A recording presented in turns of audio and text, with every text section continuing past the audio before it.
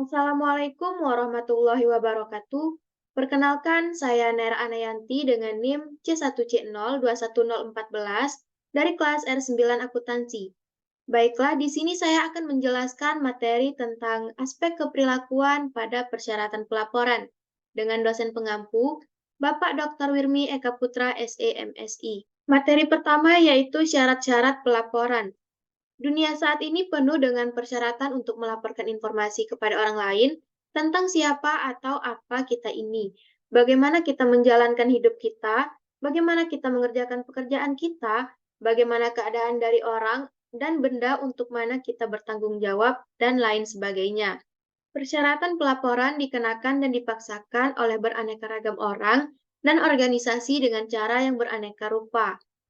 Dalam organisasi, manajer biasanya memiliki hak untuk mengharuskan bawahannya melaporkan aspek manapun dari kinerja pekerjaan mereka. Apakah mereka dapat memaksakan persyaratan semacam itu dengan efektif, yaitu kurang jelas dan bergantung pada sejumlah faktor organisasional dan mungkin pribadi. Selanjutnya, bagaimanakah persyaratan pelaporan mempengaruhi perilaku? Persyaratan pelaporan dapat mempengaruhi perilaku pelapor dalam beberapa cara. Bentuk lain dari pengukuran yang digunakan dalam organisasi, seperti audit dan pengamatan langsung, juga memiliki banyak dampak yang sama terhadap persyaratan pelaporan. Selain dampak spesifiknya sendiri, yang pertama yaitu antisipasi penggunaan informasi. Pengirim menggunakan persyaratan pelaporan itu sendiri, bersama-sama dengan informasi lainnya, untuk mengantisipasi bagaimana penerima akan bereaksi terhadap informasi yang dilaporkan. Karena orang pada umumnya bereaksi dengan cara-cara yang mereka yakin akan mengarah pada hasil yang mereka inginkan. Pengirim informasi tersebut mencoba untuk menyimpulkan bagaimana penerima informasi akan menggunakan dan bereaksi terhadap informasi yang disediakan. Yang kedua yaitu prediksi si pengirim mengenai penggunaan si pemakai. Kadangkala penerima menyatakan secara jelas bagaimana mereka menginginkan si pengirim untuk berperilaku. Tetapi seringkali mereka tidak menginginkan atau mereka mungkin menginginkan banyak hal-hal lain yang sulit untuk dicapai secara simultan, seperti laba jangka pendek yang tinggi, pertumbuhan jangka panjang yang baik, atau citra publik yang bagus. Yang ketiga yaitu insentif atau sanksi. Kekuatan dan sifat dari kekuasaan penerima terhadap pengirim adalah penentu yang penting mengenai seberapa besar kemungkinan bahwa si pengirim akan mengubah perilakunya. Semakin besar potensi yang ada bagi si penerima untuk memberikan penghargaan atau sanksi kepada si pengirim. Semakin hati-hati si pengirim akan bertindak dalam memastikan bahwa informasi yang dilaporkan dapat diterima oleh si penerima. Sebagai contoh, mahasiswa kemungkinan besar akan mengerjakan tugasnya ketika tugas tersebut dikumpulkan dan diberi nilai dibandingkan jika tidak, meskipun manfaat pembelajaran adalah sama dalam kedua kasus tersebut. Yang keempat yaitu penentuan waktu. Waktu adalah faktor penting dalam menentukan apakah persyaratan pelaporan akan menyebabkan perubahan dalam perilaku pengirim atau tidak. Supaya persyaratan pelaporan dapat menyebabkan pengirim mengubah perilakunya, ia harus mengetahui persyaratan pelaporan tersebut sebelum ia bertindak. Jika persyaratan pelaporan hanya terjadi setelah pengirim telah bertindak, maka tidak ada peluang untuk mengubah perilaku masa lalu. Kemudian yang kelima yaitu strategi respon iteratif. Mengubah perilaku biasanya mahal biayanya. Orang dipengaruhi oleh banyak tuntutan, batasan, dan keinginan yang saling bersaing satu sama lain. Perubahan apapun dalam perilaku biasanya mempengaruhi lebih dari satu dimensi ini dan tidak selalu ke arah yang diprediksikan atau diinginkan. Yang keenam yaitu pengarah perhatian.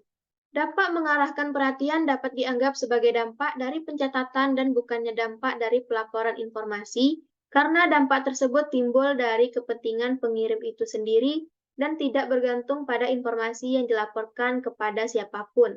Selanjutnya yaitu dampak dari persyaratan pelaporan. Persyaratan pelaporan dapat mempengaruhi perilaku di semua bidang akuntansi. Yang pertama, pada bidang akuntansi keuangan. Badan-badan yang berwenang dalam akuntansi keuangan di Amerika Serikat telah mengakui dampak potensial yang dimiliki oleh persyaratan pelaporan terhadap perilaku korporat. FASB dan FERF baru-baru ini mulai mendorong dan mendukung investigasi mengenai dampak semacam itu dan mempertimbangkannya secara eksplisit dalam proses penetapan standar. Yang kedua yaitu akuntansi perpajakan.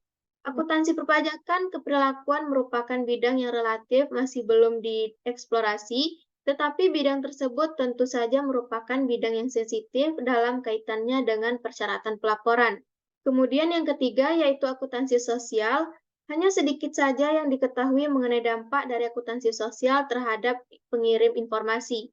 Masih terdapat relatif sedikit akuntansi sosial bagi publik dan kebanyakan riset mengenai hal itu berkaitan dengan dampak terhadap penerima dari informasi yang dilaporkan.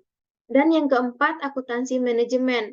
Manajemen dapat memberlakukan persyaratan pelaporan internal apapun yang diinginkannya kepada bawahan. Pos-pos yang dilaporkan secara internal dapat bersifat keuangan, operasional, sosial, atau suatu kombinasi. Materi selanjutnya yaitu mengenai penilaian dampak terhadap pengirim informasi. Terdapat banyak cara untuk menilai dampak dari persyaratan pelaporan terhadap pengirim informasi. Yang paling tersedia adalah pengambilan keputusan deduktif, yang melibatkan pemikiran secara hati-hati mengenai bagaimana persyaratan pelaporan akan berinteraksi dengan kekuatan-kekuatan motivasional lainnya guna membentuk perilaku manajer.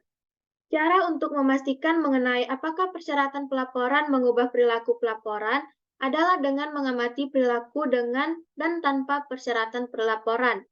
Hal ini sebaiknya dilakukan dalam eksperimen terkendali, di mana satu-satunya hal yang dapat berubah adalah persyaratan pelaporan. Baiklah, sekian materi yang dapat saya jelaskan. Lebih dan kurang saya mohon maaf. Saya akhiri dengan wassalamualaikum warahmatullahi wabarakatuh.